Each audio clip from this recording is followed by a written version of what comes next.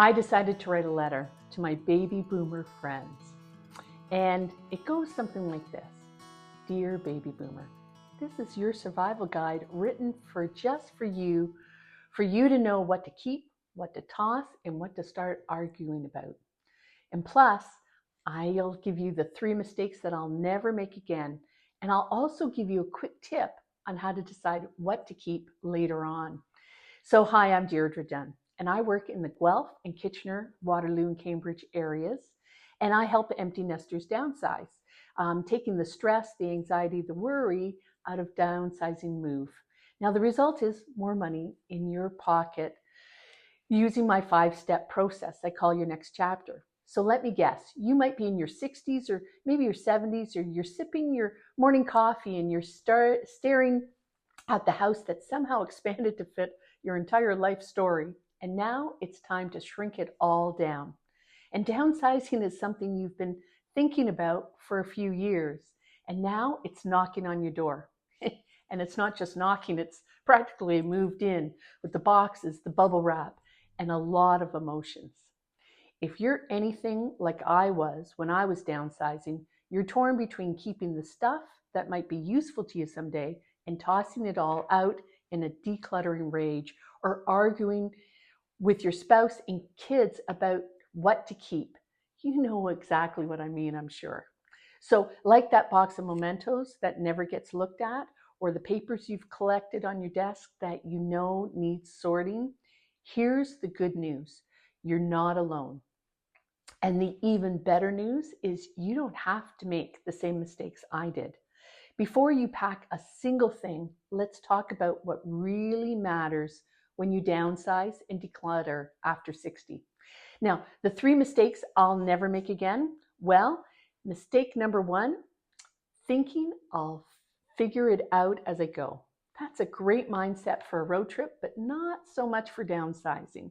I ended up sitting on the floor one day, surrounded by boxes of things I didn't even remember owning.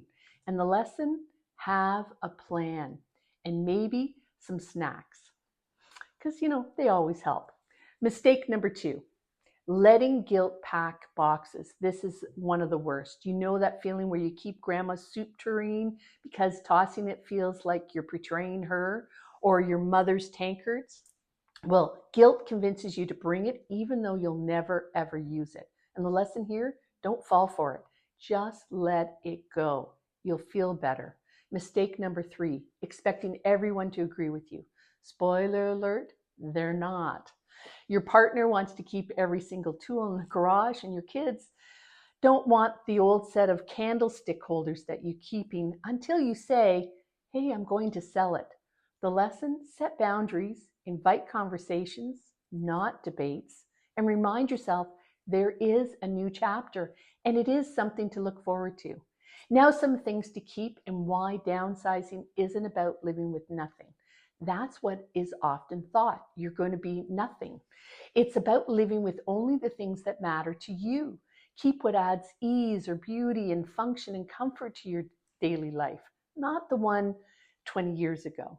And keep what makes you feel like you, even if it's quirky. I've kept a breast letter opener because I love it.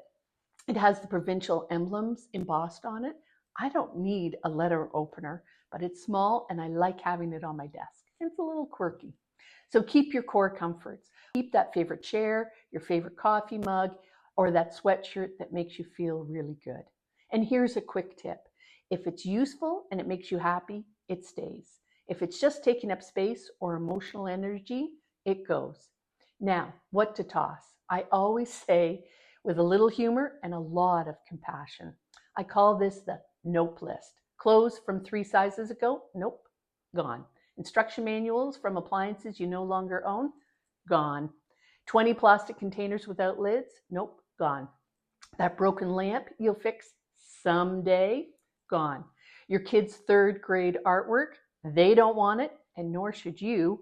You don't need the 12 throw pillows, the 11 coffee mugs, or every kitchen gadget you bought at one of those house parties.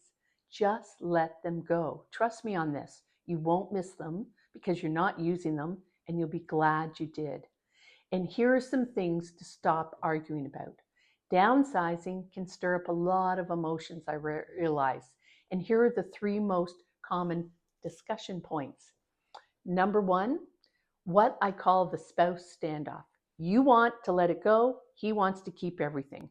Try setting aside 1 sentimental box each. No judgment, no pressure. Number 2, the kids who suddenly care. They didn't want the china cabinet or grandma's wooden box until you said you were selling it. And if they want it, then let them take it now. If not, you're selling it. And the third one is the inner critic. You know, the little voice that says, you should keep this. What if you need it? Ask yourself, when was the last time you actually used it? And if it's more than 12 months ago, bottom line, stop arguing and start deciding.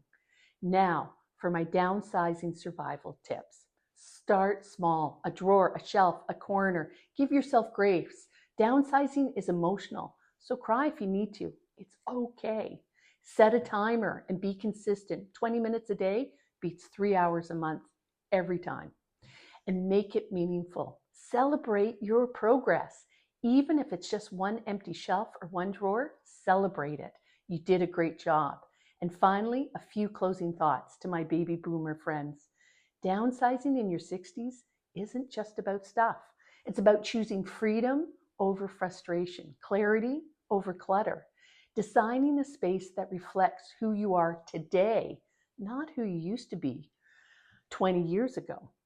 And once you start, it will feel less like loss and more like freedom. Trust me on that one. So what's one thing you need to know that you have to get rid of? Let me know in the comments.